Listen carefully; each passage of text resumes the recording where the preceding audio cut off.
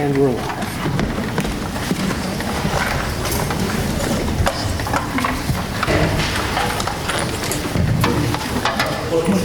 Persichetti, second.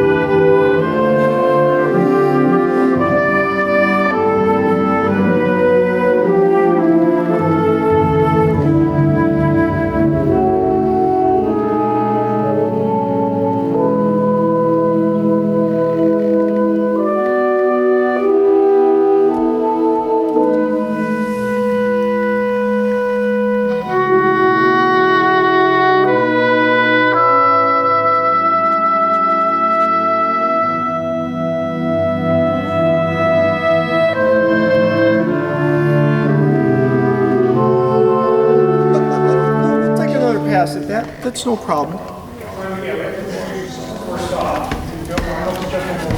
Yes, sir. Okay, so some things that I like right off the bat, some things to talk about.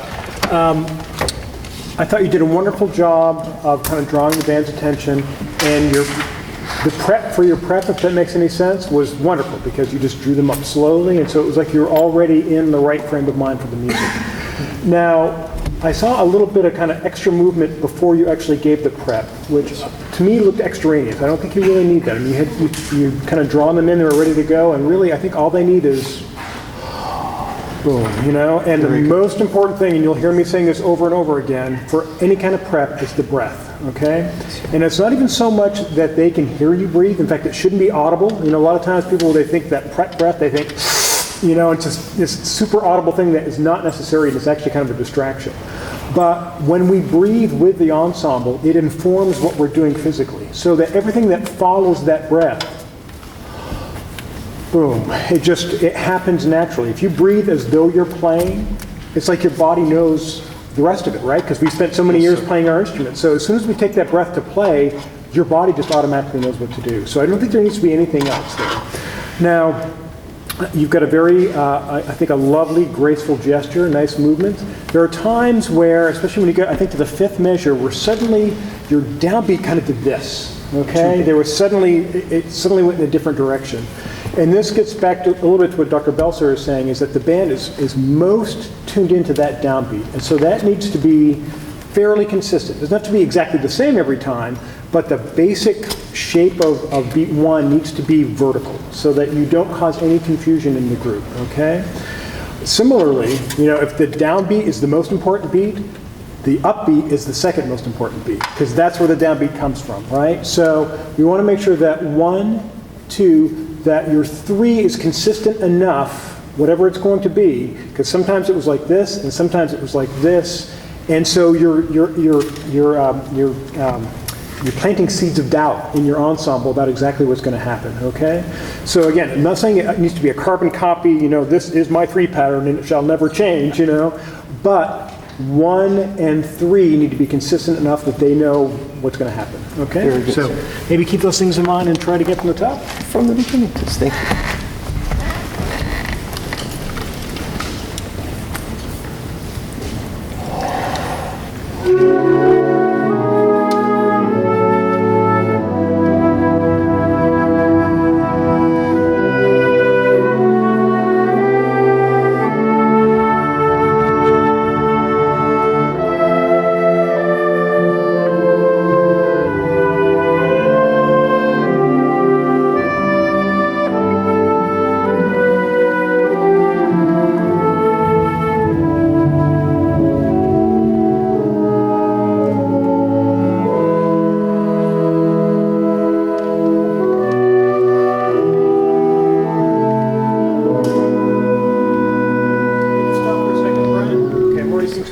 sorry to jump in, but I just want to talk about a couple of things.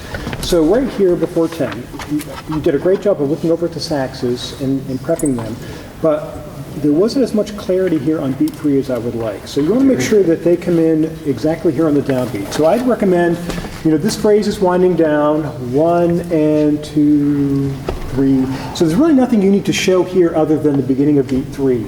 So what they need to see is is something that happens before they start playing that's going to give them confidence. All right.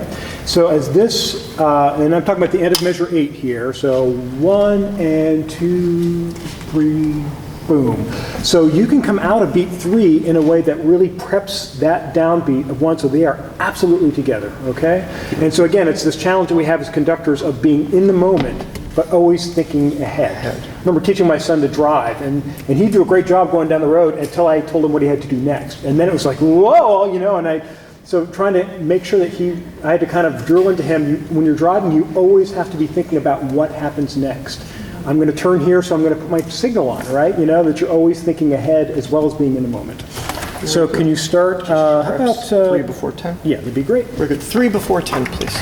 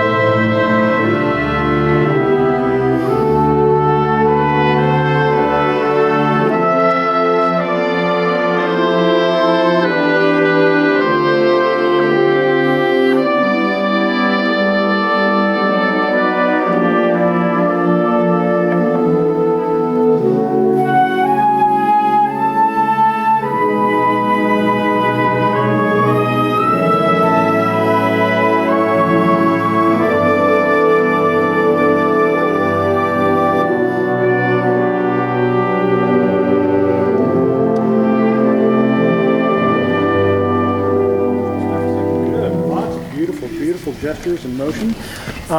So your eye contact with the musicians, it kind of ebbs and flows, okay? Where there'll be a nice moment, and then you kind of go down a little bit. And you also have a tendency sometimes, after you've started a solo instrument, you kind of start them, and then you look back down again. And if it really is about the solo instrument at that moment, I like to stay with the soloist for a while, okay? So in general, your gestures are good. You tend to do this a lot. I'd like to see a little more variation other than just the open palm. But as importantly, when we give a cue, it's not just the timing of the entrance. We're also trying to help the musician know how you want them to play that, okay? And that's not to say that you have to conduct every note that they play, but I like to keep the focus on the solo cornet. So if I get them started, I may not even conduct that much, but I'm keeping the eye contact to make sure that that bond stays there, that they know that I'm still focused on them, okay? And that you're thinking in your mind about what comes up next, so that you're not caught by surprise. But see if you can stay with those solo voices and primary voices just a little bit longer. Okay? Yes, sir. How about starting, let's get that cornet in, so maybe measure 12? Very good. Does that work for you? And here's 12, everyone.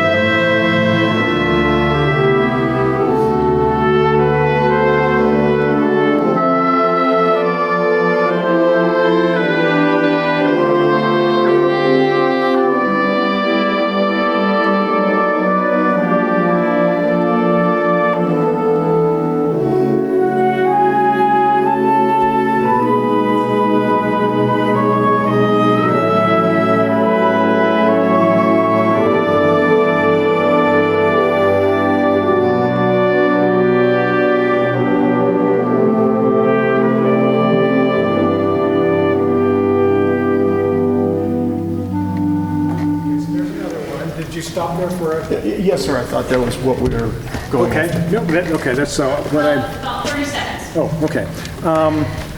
All right, then let me just make this general comment.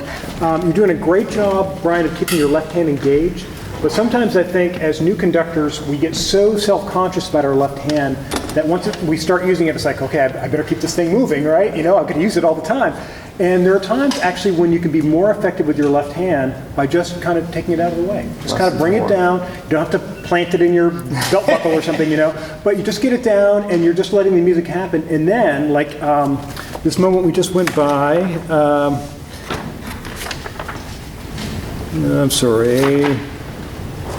It's where we the decrescendo. Yeah, this decrescendo happens in the woodwinds. So for this phrase, you know, in 18 and 19, I'd be tempted to get them started, then just get the left hand out of the way, so that when it's time for the decrescendo, you can come up and really get their attention and bring it down. Rather than sculpting the whole But if you're phrase. constantly doing this and this and this, Very good. then honestly they're going to stop looking at your left hand, you know. But sometimes if we get it out of the way, then when suddenly it's there, they're like, oh my gosh, something's about to happen, you know. So you really, yeah. So just think about that. But very nice work. Thank you, sir. Thank you all.